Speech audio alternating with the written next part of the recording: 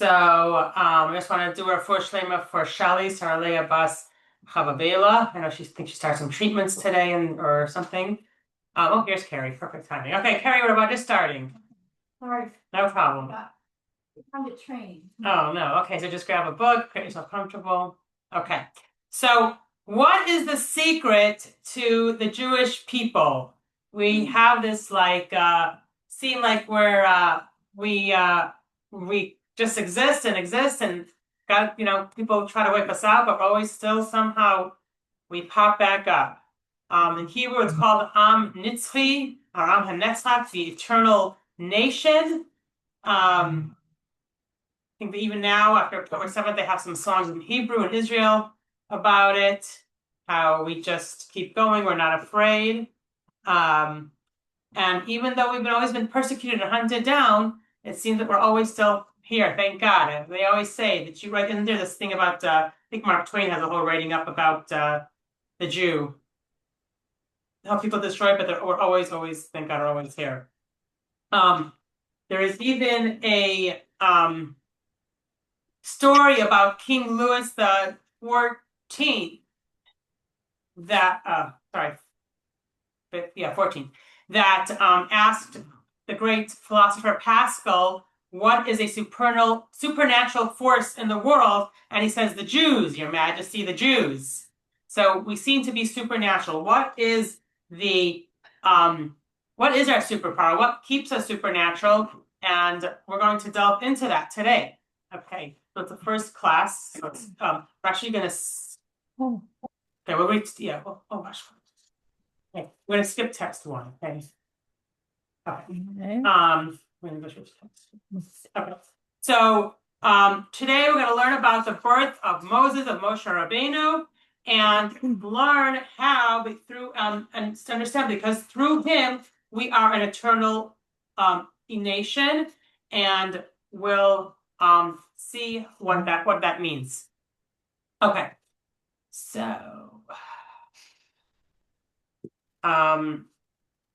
the Torah tells us something very unique about the birth of Moshe.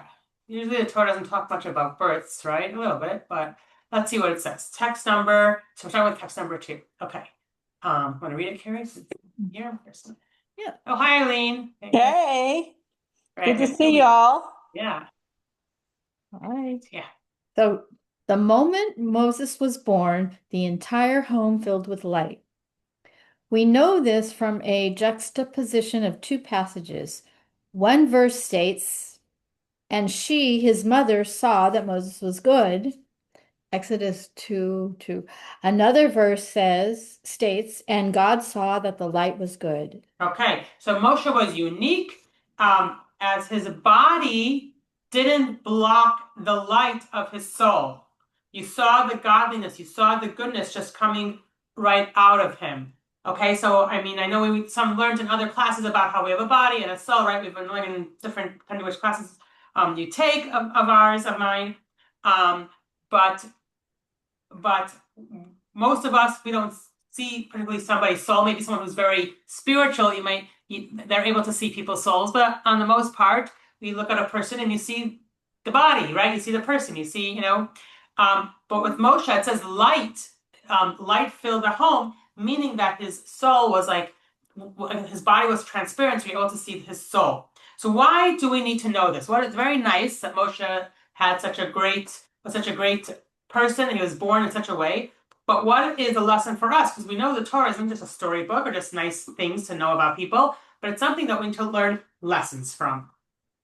So to understand what lesson we're going to learn from Moshe, whoops, 1 second. Let's first look at the nature. We're going to go a little bit of a different subject. The nature of truth. Okay, what is truth? Okay, so text number 3. Sorry, wasn't Moshe also called Tuvia?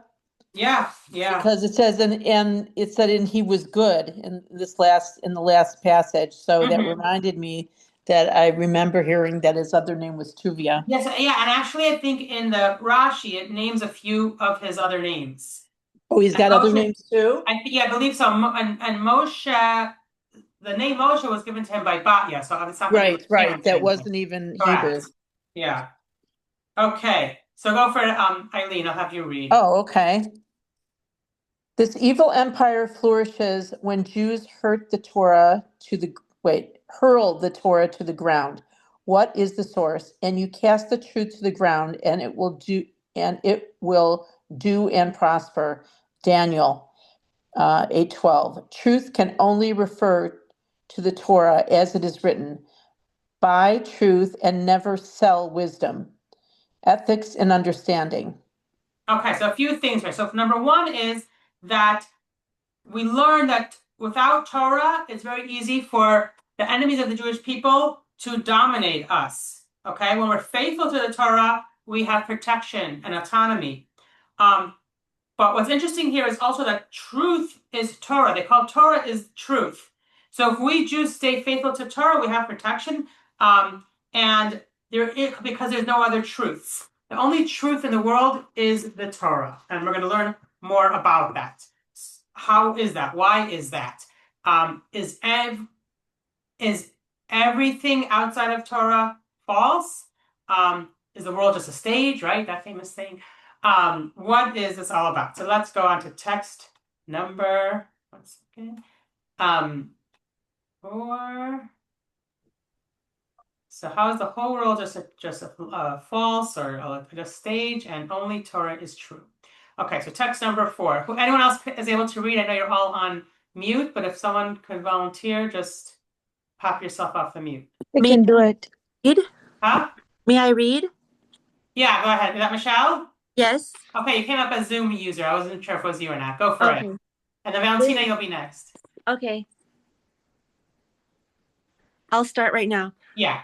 This world is called a fraudulent world, for falsehood is another name for things that are transient.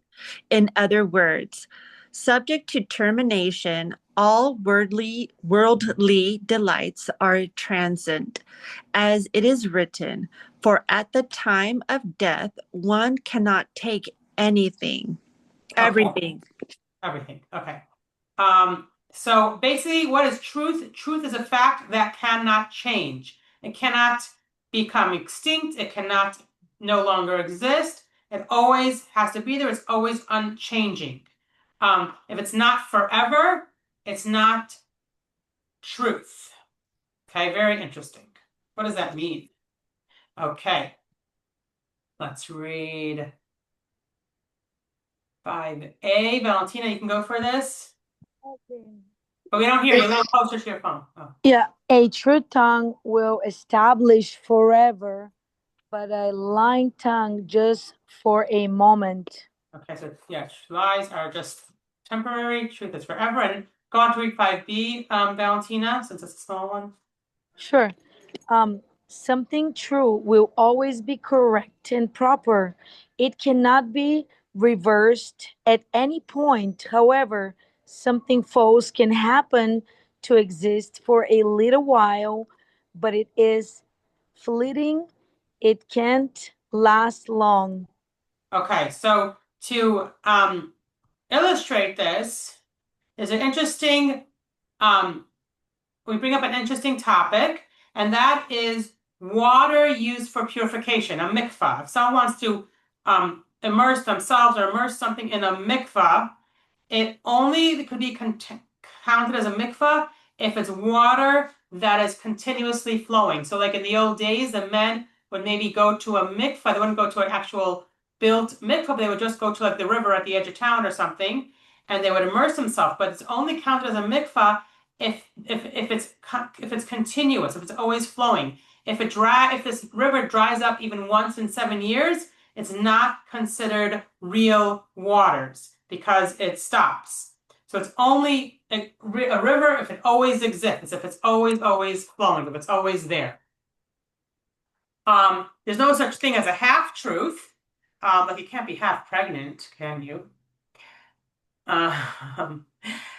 So if it's true, if it's for everyone and for all time.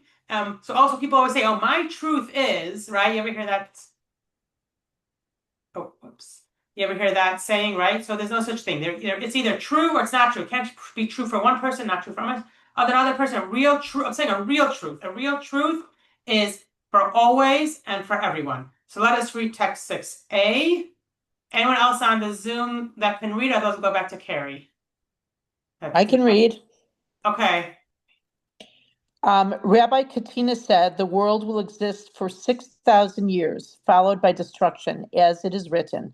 God will be exalted and alone on that day. Okay, so this doesn't mean that the world we know it today, that the world will just totally just be destroyed. What is that called? Armageddon.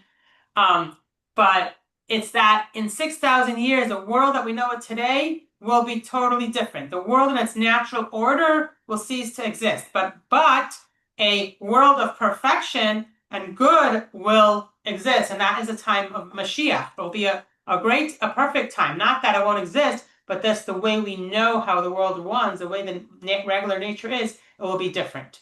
So let us read text number 6b to understand that. Do you want to read it, Carrie? This doesn't mean there will be destruction and desolation. God forbid. Rather, the natural law that will prevail for 6,000 years will end. It will be replaced by a new, much improved, beautiful environment with no negative properties. There will be no grief, moaning, suffering, or negativity. Instead, we will enjoy only goodness and wonderful, healthy delights. So, right, so as I said before, it's like is the world just a stage? Is the world, sometimes they say the world is false. The world that we know is not the real world, right? Like we've heard this expression before. We've heard this idea that like the world that what we see isn't really what it really is, right? It's really the godly world, and looking from a spiritual place. That is what real and truth is. So the bottom line is that the world we know of today will end, but a far superior world, as I said before, will take its place. So since we know that the world as we know it, the natural world today will end, we know this is not really the true world, because truth never changes. And the same with Torah. Torah never changes. Whatever it says in the Torah, we can't say, oh, okay, but now it's 2026. What's wrong if we just flip a switch and turn the light on Shabbos? Did the Torah really say we can't do that? So let us read text 7a. The Torah does not change. Text 7a. Michelle, can you read again?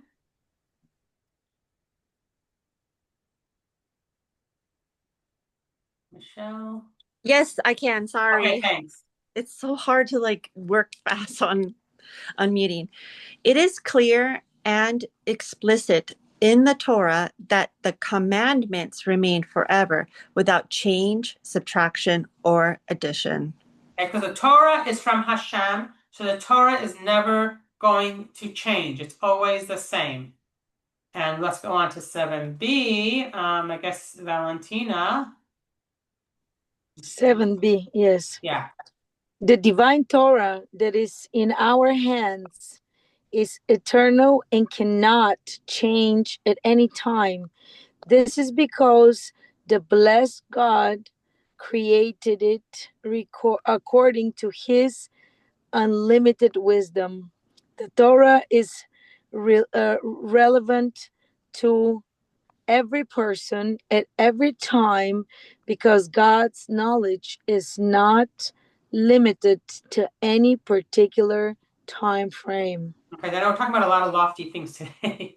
But so God, Hashem alone, Hashem himself, in all of existence, he is what exists. He's the only thing that really exists. He does not change. He is permanent. He is always there. He's always enduring. And Hashem put himself in the Torah. His wisdom is the Torah. And because of that, so the Torah is unchanging. The Torah is the truth. Is Hashem. When somebody is called up to the Torah, they say a bracha after the Torah is read, and it says, Asher nasan lanu Torahs emes v'chayei olam natapesecheinu, meaning that the Torah, that Hashem gave us a Torah that is true and eternal, that will always be planted among us. So he gave us a part of himself. When he gave us the Torah, he invested himself in the Torah, and that's why the Torah is unchanging and eternal truth. It's like God's mind, it's God's brain. So when Jews embrace the Torah, we embrace the truth. And if we are fully embraced in Torah, then no empire, nobody can overpower us. Everything else is fleeting. Everything else comes and goes. It's false. But we have the Torah and the truth, and that's how we can prevail. So what makes us an eternal nation is the Torah that we study and learn and live by. We internalize the lessons in the Torah, and we absorb what's eternal and true, and our soul, which is immortal and eternal, piece of Hashem, lets us absorb that Torah, that stuff. And actually, when the Jews were at Mount Sinai, and they received the Torah, they had actually achieved this immortality, this eternalness. But then, unfortunately, right after they received the Torah, 40 days later, they sinned with the golden calf. And when they sinned with the golden calf, they lost that. They lost that like transparency and like that Moshe had, and that eternal, that connection, the same way that would keep them, that would keep, I guess, live forever, or that we would only see the truth or the realness, the godliness in us. So let us read text number 8. The Rebbe explains this. Second, we become an eternal nation through our connection. Okay. Text number 8. Carrie, I guess you'll read again. When God gave us the Torah, he liberated us from the grip of death. By giving us the Torah here on earth, he endowed us with a measure of eternality. Even as we resided in physical bodies subject to aging and decay, we would live forever, free from the angel of death. However, this came undone when we worshiped the golden calf. For the Torah to imbue humans with eternality, it must be embodied in our physical experience. The sin of the golden calf introduced unholiness into our bodies, forming a barrier to holiness. This prevented the Torah from being absorbed into the body. Okay, so we had this really great opportunity when Hashem gave the Torah, where our bodies were just a pure instrument, transparent, as I said before, that like would just show our soul. It was palpable. The holiness, the godliness that was in us was not covered or anything or hidden. But when we worshiped the sin of the golden calf, we lost that and became opaque again. And the godliness within us, our soul, became hidden. And when we return to Torah, we learn Torah again, it helps us. It's our superpower. It's like our, the super greens. And we connect to the eternal truth. So every time we learn Torah and practice Torah, we're connecting to the eternal truth. And so our task in this world in general, and it's interesting because we're going to learn a lot more about this on the Rosh Chodesh Society class, which is if you take it either Sunday night or Tuesday night this coming week, we're going to talk about this a lot. Our task is to refine the body until it's once again transparent, like a transparent instrument to the soul. So we'll see our souls and we'll become eternal again. That's when Mashiach will come, right? Because we'll be totally refined, everything in the world, and our soul is what will shine through. So there are people who are pious and they work on themselves their whole life. They try to be better. They try to learn more Torah. They try to, do more things, connect to God more with their soul. And you might feel or see some of their holiness, but no one except for Moshe was born that way. No one was born already transparent and already with a soul shining through. It takes a lot of time and effort and work to build such a sacred aura, to build a transparency, right? Sometimes you meet someone, you just feel like their neshama is shining through, or you feel like they're just so holy or so special. So when someone works on themselves and connects and connected to the godliness more than they are to just to materialism, sometimes you see that. And since truth is constant, right? It's always there. There's no beginning or no end to it. So people who are so holy, they never become truly transparent. It's not the only by Moshe was that able to happen, because they weren't always like that. So it's not like an eternal reality. So let us read text number 9.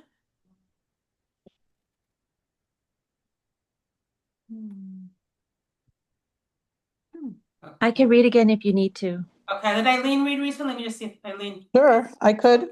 Okay. The meaning of the text, the entire home filled with light, is that from the time of his birth, Moses was worthy of illuminating the entire world with Torah he would receive at Mount Sinai. Okay, so Moshe was a real McCoy. He was the real truth because it was constant. He was always so illuminated. And a very famous line, Moshe emes v'saraso emes, means Moshe is true and his Torah is true. You've seen this, you saw this from his birth, and at any time in his life, you're able to see this. And okay, yeah. Let's read text number 10 before I jump ahead. Okay, so Michelle, I'll have you read text number 10, and yeah, okay. To be consistent from every angle is property of truth. So Moshe, from his birth, was always perfectly aligned with God. His soul was always transparent, since it was always real. It was a real truth, and nothing ever covering it. And if you don't mind reading, continuing, Michelle, we'll do 11.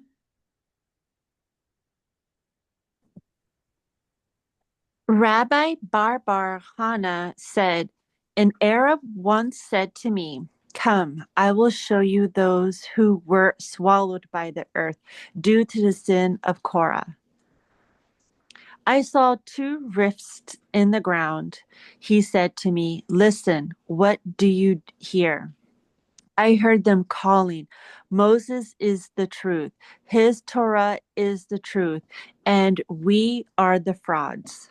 So this is so we know the story of Korah, who tried to rebel against Moshe and say Moshe and Aaron, they don't know what they're doing, and we want to be the leaders. Korah, which was Moshe's cousin, and right, there was a big sinkhole or earthquake, or whatever you want to call it, and they were swallowed up in the ground. And it says for years afterwards, people heard mumbling in the ground, Moshe emes v'saraso emes. Moshe is true and his Torah is true. They realized that they had made a grave mistake, and only Moshe is the real truth. Because why was he the truth? Because he was so aligned with Torah. Because Torah was his whole life and everything. He was just so aligned with what Hashem wanted, what Hashem wanted to do, that he totally represented that at 100%. So like Moshe was like he became Torah. He didn't just absorb the Torah, but he was Torah. Let us read text number 12. Okay, go ahead, Carrie. 12. Moses devoted his life to the Torah. Therefore, it is called his Torah, as it is stated, remember the Torah of my servant Moses. Okay, so since Moshe devoted his life to Torah and its study, he became the Torah. Since Torah is true and unchanging, Moshe is true and unchanging. And that's why this idea, Moshe is true, is so common in Jewish, literature and stuff. So his truth never ends and doesn't die. What does that mean?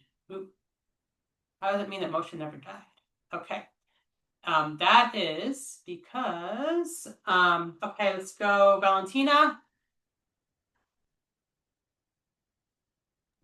Moses never died, as he stood and served God then at Mount Sinai. So does he continue to stand and serve God today? Okay, so how is that true? We know that Moshe died. How is it that he's still here? So even after his passing. So not just that his soul or legacy lives on, but his soul and his mission and his soul lives on in other leaders of other generations. So within different generations throughout history, there were great leaders, and they had the soul of Moshe, that they continued this legacy, and this way of living and this way of serving God and being so connected to Torah as Moshe did. And now I'm going to read what the Rebbe explains about it in text number 14. Eileen, can you read it? Sure. Okay. Our sages taught that Moshe never died. If his nature, even his physical nature, was truth, his earthly presence couldn't end and die. Truth is eternal, even in the physical world. We can explain the immortality of Moshe like this. Our sages spoke of an extension of Moshe in every generation. This means that Moshe's soul integrates into the elders and sages of our generation. His soul is especially present in the leading spiritual giant of the generation, for there is someone just like Moshe in every generation. The soul of Moshe integrates into the body of this leader. Okay, so the leaders of each generation, they don't just fill the role of Moshe, but they actually have Moshe's soul. So like after Moshe passed, then his disciple Yoshua took over, and then continuing on. So what about us? We're not leaders like Moshe. We're not the leader of the generation. We're not so great. Can we even dream of reaching such a truth? We could try to be like Moshe, but probably most of us aren't going to quite get there. So what's the lesson for us? What does it tell us? So we can devote our lives to Torah in some way or another. We could respect Torah teachers. There is I don't know, when we were kids in school, anytime like a teacher or a rabbi came into the room, we all had to stand up. And even today, sometimes it being a big event, and if a rabbi comes into the room to speak, the people stand up. It shows respect. Right. And because the teacher, the rabbis or Torah teachers are, represent this idea, represent the Torah, represent the truth, represent the Moshe,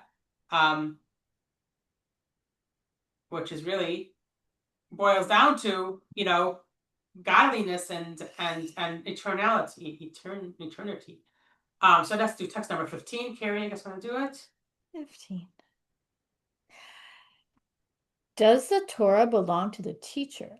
Rava said, yes, the Torah belongs to the teacher as it is written, and he studies his Torah day and night. Okay, so when Torah becomes our primary occupation, when Torah becomes part of us, we can study as much as we can. We can study all day if we can, I don't know, but we can try. We can study at different free moments, come to a Torah class and in person. Kudos to Carrie, you actually come in person, but kudos to everyone who joined today to learn a little bit of Torah of this week's Parsha. We have a free moment.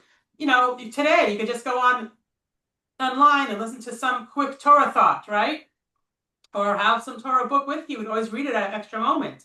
There's so many ways to easily add Torah study into your life.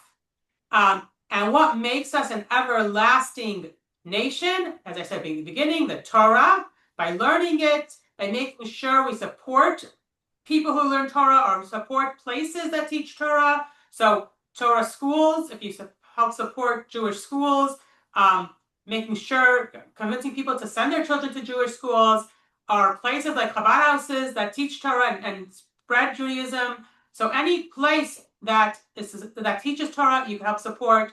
You yourself try to join Torah classes, as I said before. Join any type of put any type of Torah podcast, anything, little short video, audio, anything that you can learn while you're driving, while you're walking, any time of day or night. It's really easy today, and that is what keeps us eternal. I know this was a little bit of like a kind of a lofty class, but I wanted to end off with a really amazing video showing how we don't even realize how much miracles happen today that keeps us, the Jewish people, the land of Israel, alive and safe.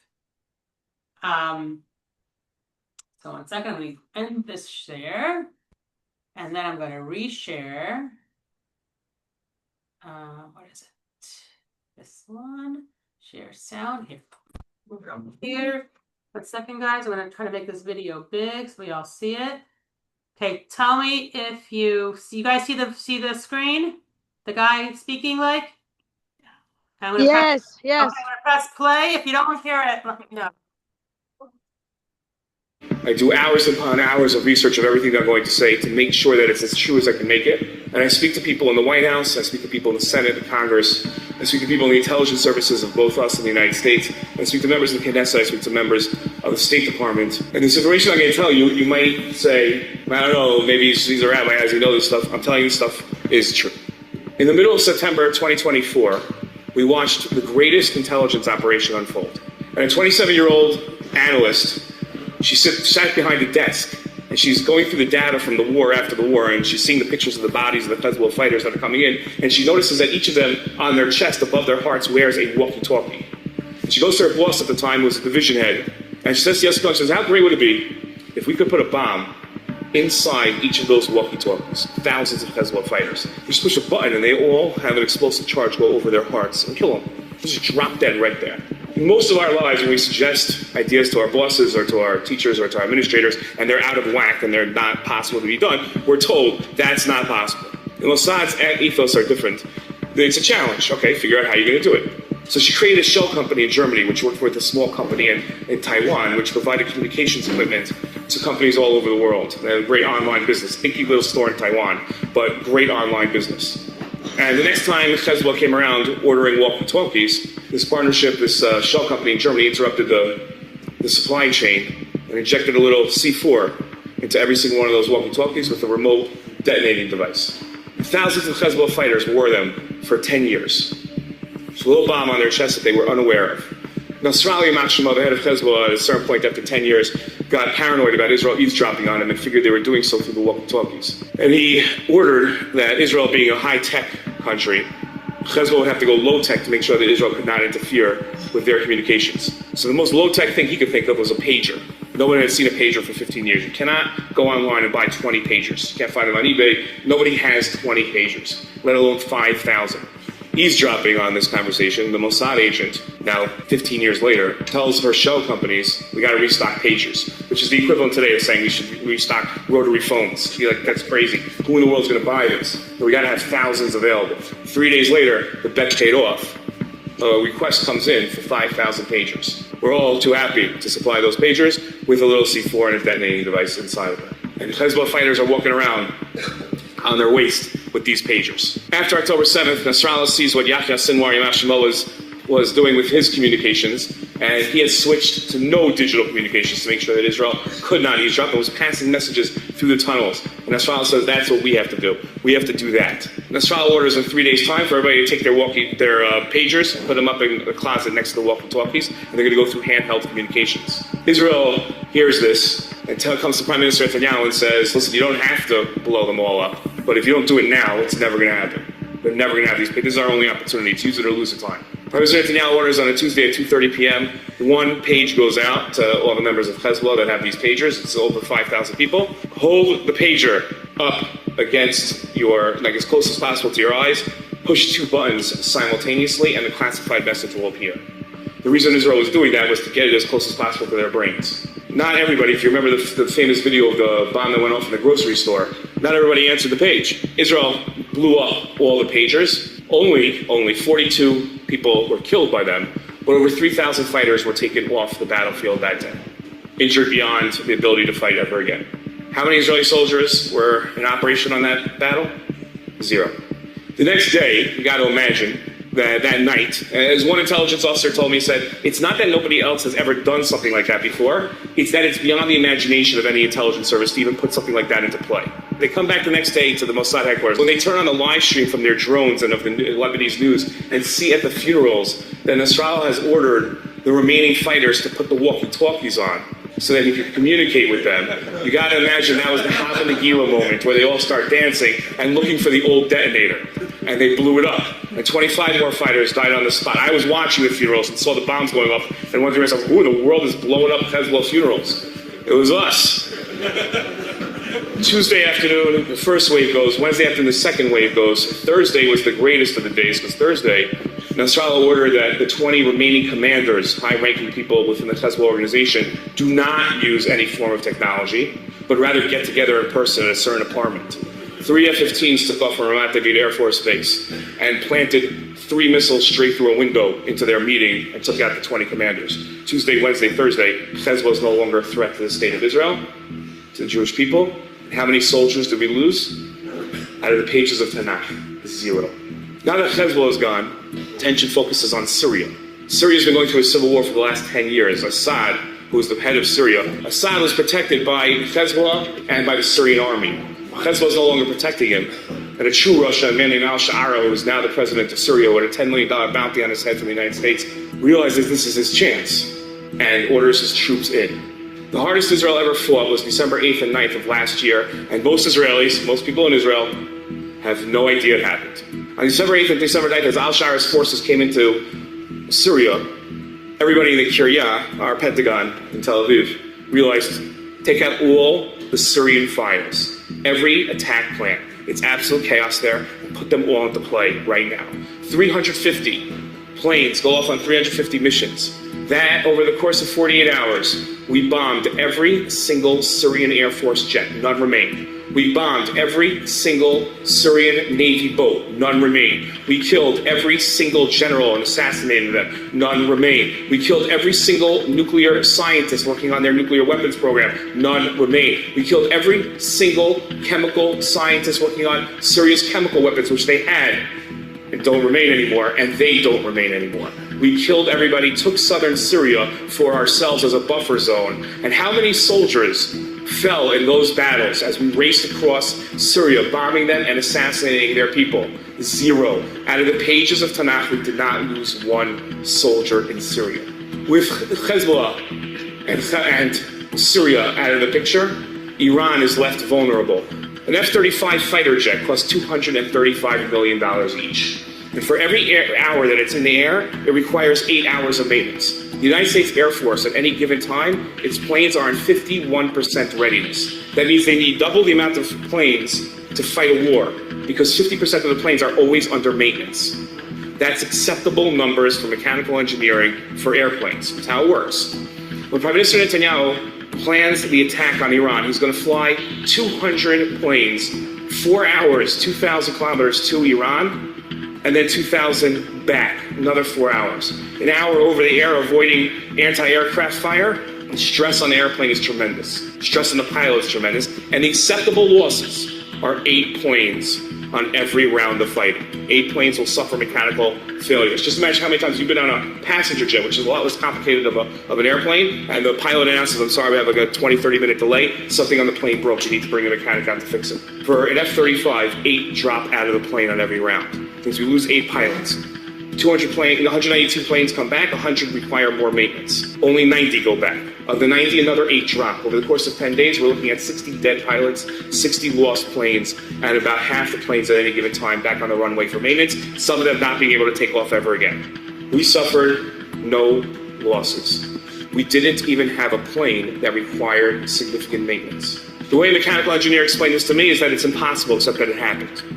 The American ambassador told me they still can't file reports. They don't know how to explain this. It's impossible for this to have happened. Impossible.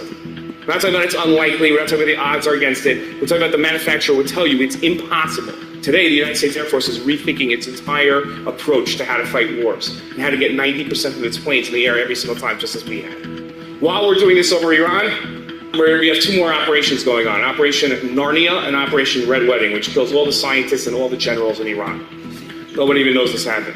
We had soldiers everywhere. We had a base in Iran for years producing drones. In Iran, we had soldiers. It's amazing to think about how we did this. How many soldiers did we lose in the attacks on Iran? 0. The news put out a story, the Israeli news, because it's censored, that most of the missiles that came in from Iran were blown up by Iron Dome, by David Sling, or by Arrow. It's not true. They landed. And they landed hard. Our office, Nefesh B'Nefesh, we had a missile land across the street from us in Tel Aviv. Our office was out of commission for 2 months and needed 2 months worth of renovations. That's how hard these missiles hit. A missile hit a 30-story building in Tel Aviv, where American military personnel stay. Half the building came down. Not one person went to the hospital. American engineers from the State Department went out the next day to look at it and said, it's impossible. Soroka Hospital. The director of Soroka Hospital looked at one of its 8 buildings and saw it and said, if the missile hits this building, I don't know why he wasn't concerned about all the others, this will be bad. Empty the building. The next day it took a direct hit. Nobody was hurt. Not killed. Nobody was hurt because nobody was in the building. In Yerushalayim, this is going to scare some people. We have a funeral home called Shamgar. Shamgar also stores dead bodies. Shamgar was ordered by the Israeli government on Friday morning after the Thursday night attacks to order extra freezers for tens of thousands of bodies from Jerusalem. The American government told me the expected losses on the Iran attack back at us. Listen, between 80 and 100,000 Israelis dead. 80 to 100,000. That's a lot of us. The Iran war, on the attack back against us, we lost less than 40 people. Can't explain that. February 20th, 2025. Everybody knows what happened that day? That day, we should be saying Hallel, probably not based on the English date, but on the Hebrew date. So 9 o'clock that night, when 3 buses blew up in a parking lot in Bat Yam, and a woman found a bomb under her seat in another bus, and all the buses in Israel were told to pull over, and one more bomb was found. When you build a bomb, you got to be really careful, because you make a mistake, and that's the end of you. The plan, 5 buses would blow up in downtown Tel Aviv, and they would kill 1,000 Jews, injure thousands more. Can you imagine another October 7th? But they made a mistake, an inexplainable mistake. They make it once, I can understand, but they made it 5 times in a row. And they set the bombs for instead of 9 a.m. for 9 p.m. So when they blew up, nobody was injured. Inexplainable.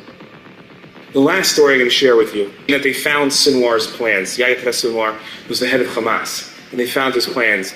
And the plans were for the October 7th attack not to be on October 7th, but to be a coordinated attack. And listen very carefully to this. The coordinated attack was supposed to be Hamas doing what it did, Hezbollah firing 50 to 100,000 rockets at northern Israel and coming across the border, and Iran firing its ballistic missiles at us. Palestinians in Yehuda Shomron would have rebelled, would have gone town to town murdering. We would have had, at best, millions of dead Jews and still had our country. That's best case scenario. Expected scenario from that plan is there's no state of Israel. There's millions of dead Jews and millions of Jews being held hostage. What happens after that? Our nightmares can't fathom. For reasons we'll never know, Sinwar jumped the gun and went early without telling Hezbollah and Iran. And what should have been the end of us turned out to be an amazing Yeshua, an amazing salvation. Every single thing that we've had, every salvation, whether it's Hanukkah, Jews in Mitzrayim, Jews were killed.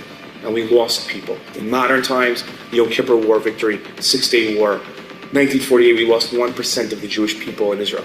There's always loss, but there's also tremendous Yeshua. What we've experienced the last 2 years, we can't fathom it because we're in it.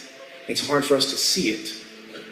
But we've experienced the greatest miracles that we've seen in centuries. Ask yourself of the stories that I've told you tonight. If the Chashmonaim would come back in time and they would hear this talk tonight, would they not say, we're jealous of you? We took out 1 army. You took out 7. We had losses. You had very few to none in many of your wars. We can't see it. We're in it, but it's there, right in front of our face. Bisman hazeh are the tremendous miracles and nisim of Hashkafa that we've had over the last 2 years. If it wasn't us, we should be saying Hallel every single day. We should wake up and say, I'm zochet to live at this time. Our grandchildren will look back at this time and they will ask us, how amazing was it to live at this time? And we're going to have to answer, you had to be there to see it. Wow, what a video. Where can I get that video? I could share it with you. It's on a WhatsApp. It's on WhatsApp? But yeah, I don't know how to get it off the WhatsApp. It's Can you amazing. put it on the Wow. women's? Can you put it on the women's? Yeah, I can share it on the women's chat. Yeah. That is amazing. I would love to share that video. Mhm. That's like a crazy, unbelievable video. Right, and we don't even know half the things that really went on. Yeah. Oh, Wow. That's amazing. yeah. Anyway, wow. Yeah, I was was that with my person on parents. the I video? think in Jerusalem or in Tel Aviv when that bus exploded, or we were there. I don't know. I don't remember, but it was in the old. No, it was in the new You know, town. I a think long time ago, you're saying. a long time Right, ago. they're saying that, yeah, this was like recently when I remember when it happened, and like they didn't, all these people were saved because they had the bomb went off at the wrong time. Anyway, thank you guys so much for joining. I wanted to just remind you all that number one, on this Sunday night or Tuesday morning is about next Rosh College Society class. If you're signed Right. up, great. If not, reach out to me. It's really interesting. It's about eating and how we can eat in a holy way. And on February 15th is our women's luncheon, and it's going to be really fun and exciting. You should have all gotten an email or it's on the Yay! chat. I And can't wait. can't wait. Yeah, sign up now before it gets too close. Save Yeah. your Yeah. spot.